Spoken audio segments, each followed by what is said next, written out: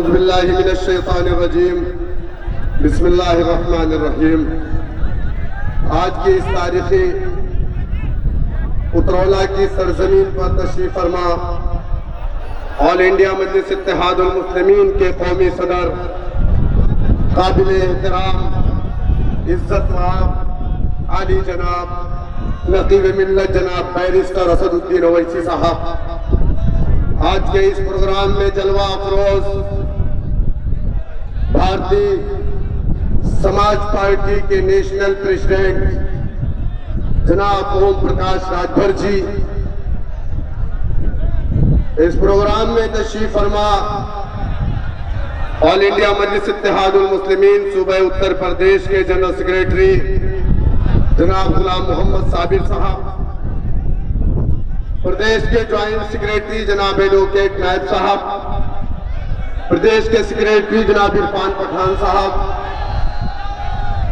Utraula Balrampur district president जनाब नूरुद्दीन खान साहब, Balrampur women cell की प्रेसिडेंट जनाब डॉक्टर शाइस्ता जमी साहब, जनाब डॉक्टर अब्दुल मन्नान साहब, जनाब जावेद रायनी साहब, जनाब मोहम्मद इरफान साहब, जनाब मोहम्मद साहब जान मोहम्मद साहब, यहाँ की जिले की बॉडी के तमाम जिम्मेदारान साथी और तशरीफ फरमा अवाम।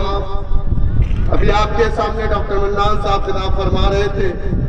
मैं 5 मिनट का टाइम आपका लूंगा इंशाल्लाह। उसके बाद जनाब ओम प्रकाश राजभर जी की तकरीर के फौरन बाद आपके महबूब कायद नकीब मिल्लत जनाब बैरिस्टर असदुद्दीन ओवैसी साहब की खिताब होगा।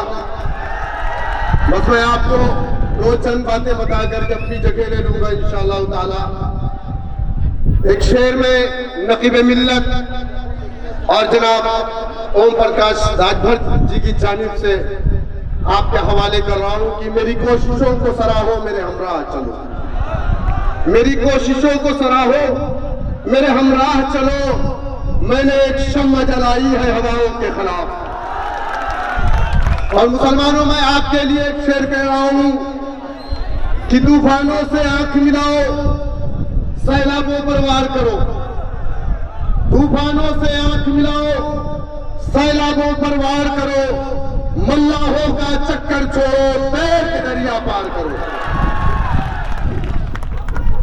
74 साल से हमारे जहन में 70 साल से हमारे जहन में ये चीज भर दी गई है कि तुम इलेक्शन नहीं जीत सकते, तुम अपनी सियासी पार्टी बना करके कामयाब नहीं हो सकते, तुम बहुत थोड़े हो। हमारे इलाके में जब इलेक्शन आता, समाजवादी पार्टी के मुस्लिम चपरासी हमारे इलाकों में आते और कहते हैं कि यादव तो 28% है, मुसलमान बहुत थोड़ा है, मुझे 28% वोट मिल रहा है, आप वोट दे दीजिए, मेरा भाई चुनाव जीत जाएगा, कौन का बेटा चुनाव जीत जाएगा।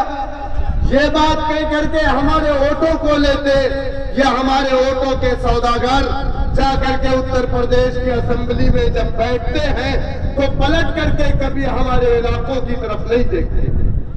ठीक इसी तरह बहुजन समाज पार्टी के मुस्लिम चपरासी हमारे इलाकों में आते और कहते हैं कि दलित 28% है, 24% है, मुझे बहन जी ने टिकट दिया है, आपका बेटा हूं, आपका भाई हूं, अगर आपने दुआओं से नवाज दिया तो मैं उत्तर प्रदेश की विधानसभा में जाऊंगा, आपकी आवाज बनूंगा। यही ना, यही कहते हैं ना, यही कहते हैं ना।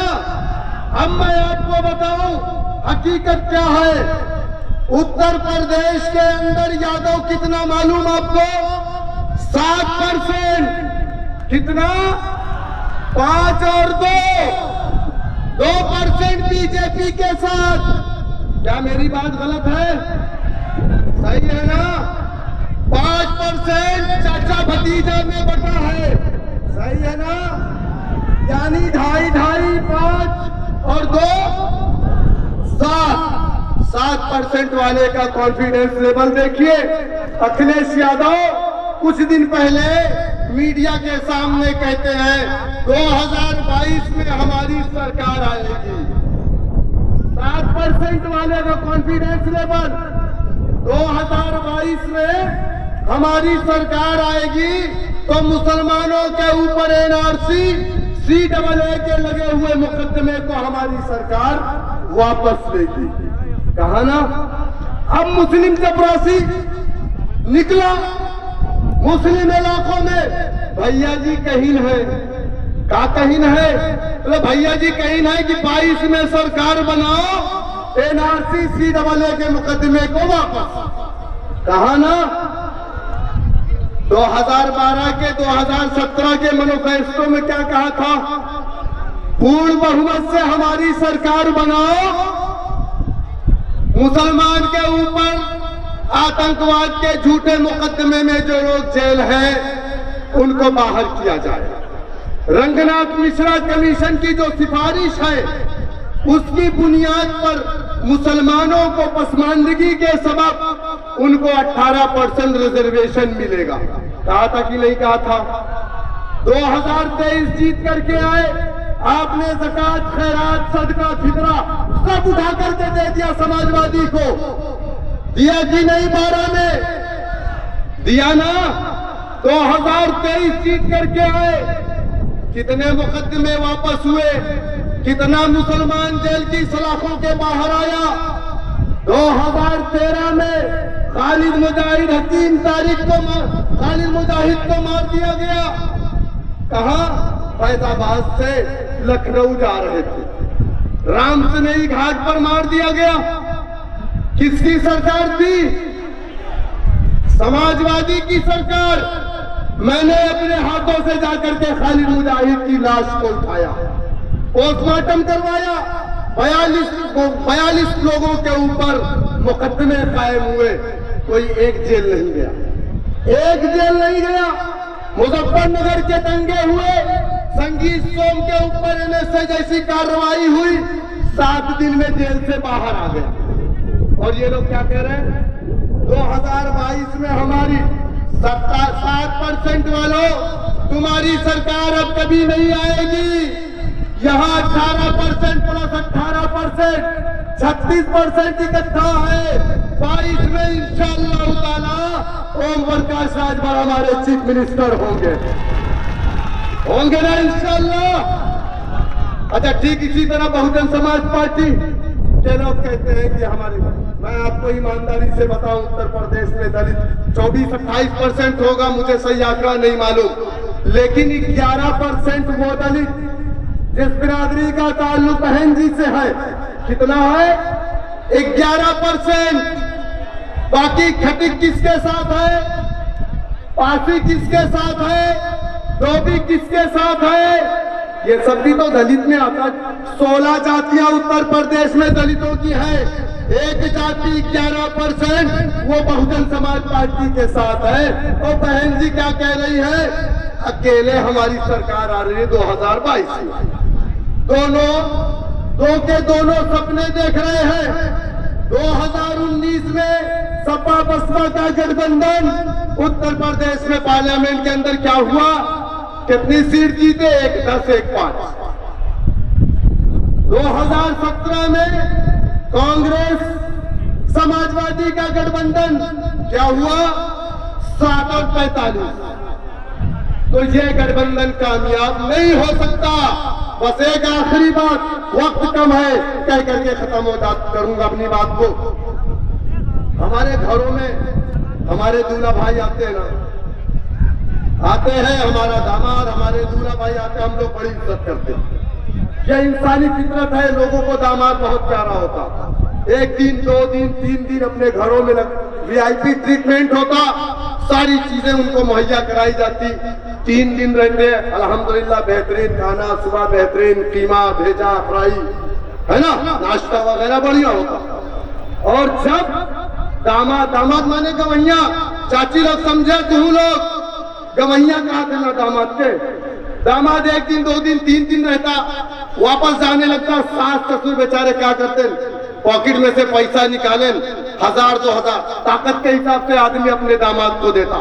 ये पुलिस वाले भी किसी के दामाद होंगे, यकीनन इनकी भी इज्जत ऐसा ही होगी, है ना।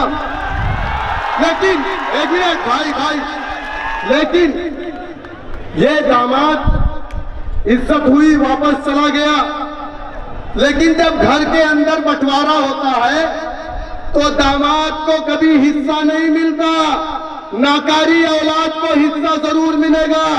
समाजवादी बहुजन समाज कांग्रेस ने आपको हमको दामाद को बनाया, लेकिन कभी औलाद नहीं बनाया।